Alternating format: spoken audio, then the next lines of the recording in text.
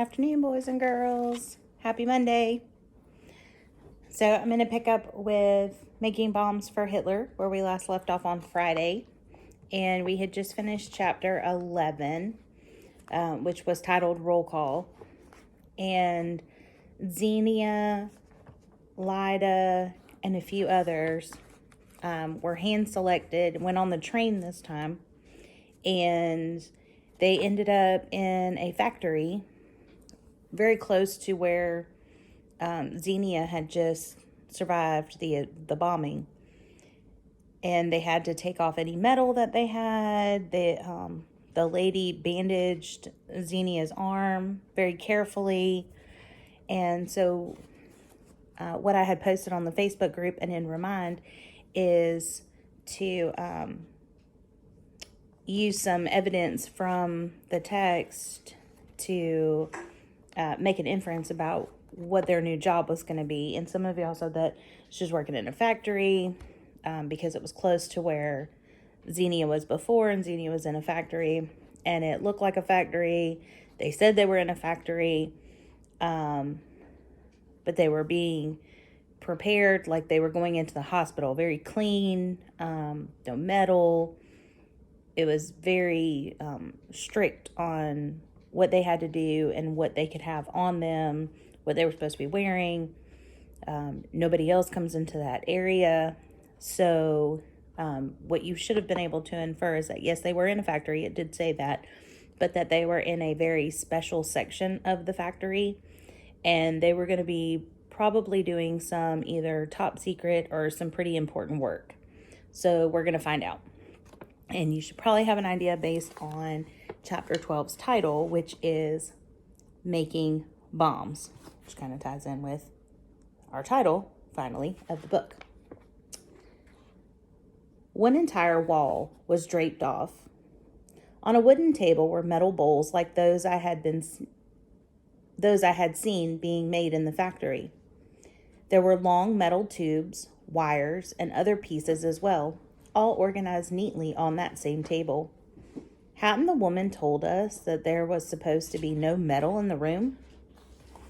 All of those pieces were made of metal. A wooden barrel rested on the floor beside a second table, its wooden cover stamped with the German word Scheibfuller, gunpowder. A low shelf that was nearly the length of the room was positioned in front of the curtained wall. Lined up neatly on its surface were bundles of what looked like a kind of metal straw. What were we making in this room? The second table held a weighing scale and an array of porcelain measuring spoons. A separate table was mounted with a mechanical device that looked like a smaller version of the automatic sledgehammer in the factory. A wide wooden rack that reached almost as high as the ceiling took up most of the wall beside the entrance. In this room, you will be making bombs, said the supervisor. The reason for no metal is because you could create a spark that could cause an explosion. Well, that makes sense. Making bombs? I suddenly felt weak at the knees. I had been so afraid of Allied bombing hitting us, yet our fate here was even worse. They expected us to make bombs for the Nazis, our enemies. Here I thought I had been so smart, staying alive by pretending I was older and demonstrating my value in the hopes of getting a good job. Marika was the luckiest. At least she had died innocent. My eyes locked onto the metal components arranged on the table. They had looked so harmless in the factory down below, but now as I looked at them, I could see how they all fitted together like the pattern pieces of a dress. The woman walked over to the table of metal parts and with both hands positioned one of the cylindrical pieces so it stood upright. This is the body of the bomb. She turned it so we could see the hollow inside. You will seal the bottom with this. She held up a different metal part. Then we'll fill hollow part with corded. She set the cylindrical piece down on the table and walked over to the array of straw-like bundles. You must be very careful when you insert this metal straw. It is an explosive. The woman's mouth formed the words, and I tried to pay attention to her demonstration, but I was so horrified that the room swirled. How could she ask us to do this? Didn't she know that we all were hoping and praying that the Allies would win? If Hitler won, even if we somehow managed to survive, we would be slaves for the rest of our lives. If the Allies conquered Hitler, then they could fight Stalin for us and we might live. How could they force us to make these weapons? I took gulping breaths to keep from fainting as she explained what we had to do. I looked over at Xenia. Her face was ashen. Natalia's eyes were wide and her jaw was slack. We were all thinking the same thing. Each of you is chosen for your deft fingers, said the supervisor. And in case you're thinking of sabotaging these bombs, don't bother. You're being watched. She walked over to the drape and pulled it open. A man in a white smock sat at a wooden table. He waved to her, then looked back down at the papers he had been working on. Behind him was a giant wall clock showing that it was 6:45 a.m. That is thick laminated glass, she said, tapping the partition with her fingernail. And the rest of the factory is separated from you by several rooms. If you have an explosion, the only people to die will be yourselves, and this is the only room that will be damaged. The woman stayed all morning supervising us as we learned how to assemble the bombs. My job was to precisely measure out the exact amount of powdered explosive needed for the nose of each bomb, those bowl-like pieces of metal. Too much could cause an immediate explosion, and too little would make the bomb unstable. Bibi delicately inserted the long wire-like fuse, making sure that not a single grain of explosive came in contact with it.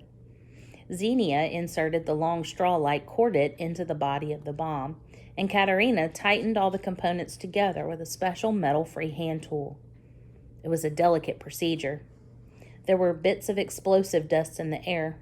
One spark, and we would all be finished. The worst job fell to Mary.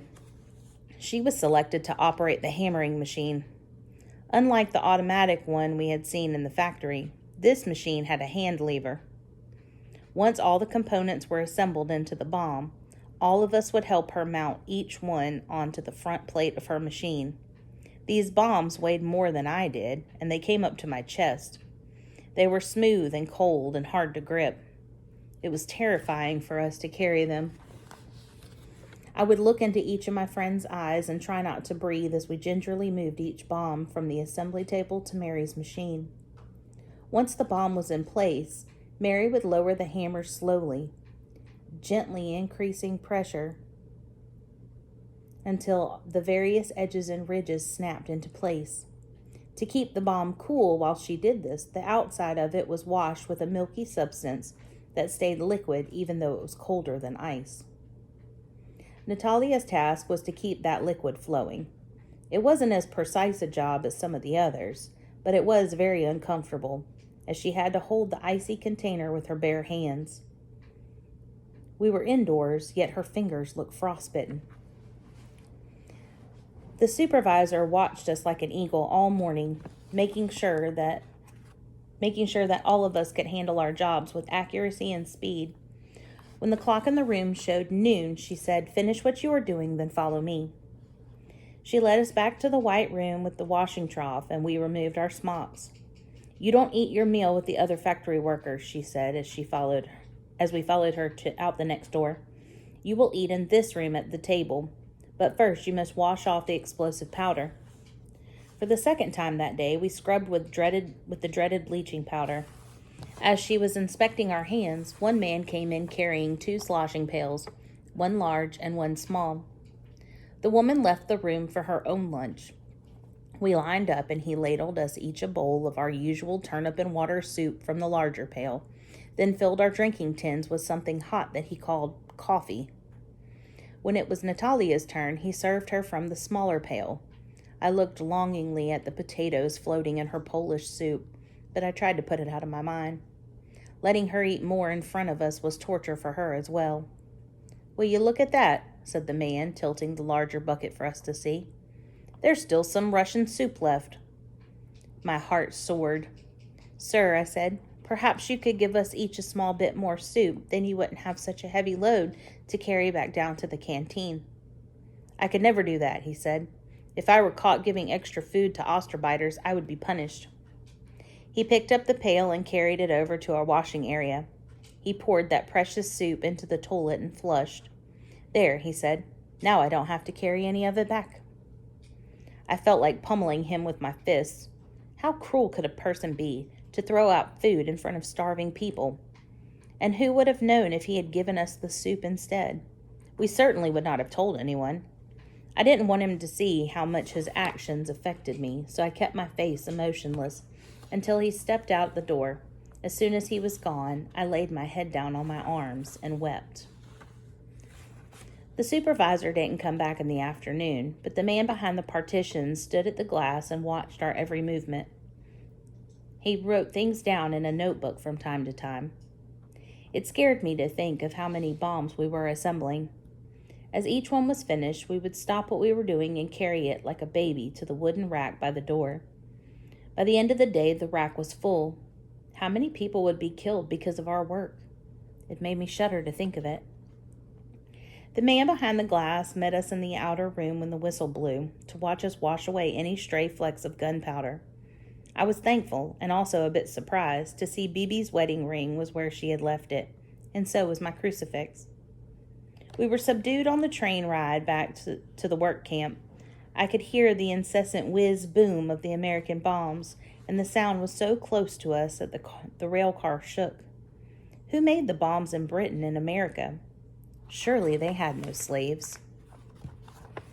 One good thing about making bombs is that we 6 were able to wash in an uncrowded bathroom before getting on the train. That meant that we didn't have to wait in line to use the wash house at the camp. When I got off the train, Julie was there, an anxious look in her eyes. She fell in step beside me and walked me back to Barracks 7.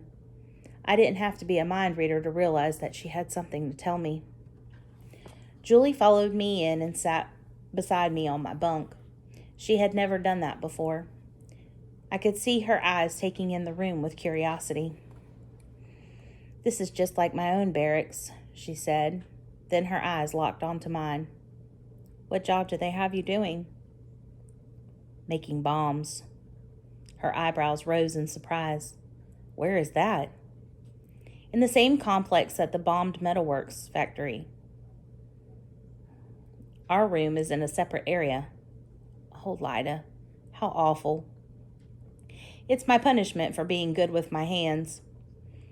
Julie looked at her lap. Tears splattered down her cheeks. "It could be worse," I said. "It's not that," said Julie, looking at me with tear-filled eyes. "It's Luca," she sobbed. "He's gone." Was that what my dream had meant? This I could not take. Anything but Luca dying. I took her by the shoulders, but I saw him with my own eyes yesterday. He was healthy. She looked at me then, her eyes shining with tears. "You don't understand," she said. "He didn't die. He has somehow disappeared." "Escaped?" Julie nodded. "The medical staff is in a frenzy. They've marked him as dead to save face, but I know he didn't die." I didn't want to ask her exactly how she knew that, and it didn't really matter. He had escaped. My heart soared. The fact of his escape was the best news I had heard in a long time. "Do you think he will make it?" I asked. "Hard to say. A farmer might take him in." I wrapped my arms around Julie and hugged her tight. "Thank you, Julie. You have given me hope." Xenia, Natalia, and Katerina came into the barracks while Julie was there. When I told them the good news, Xenia said, "I wonder if we could escape." "And go where?" asked Julie.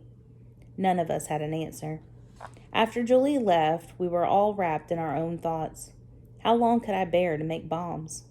The idea that escape might be possible gave me something positive to think about.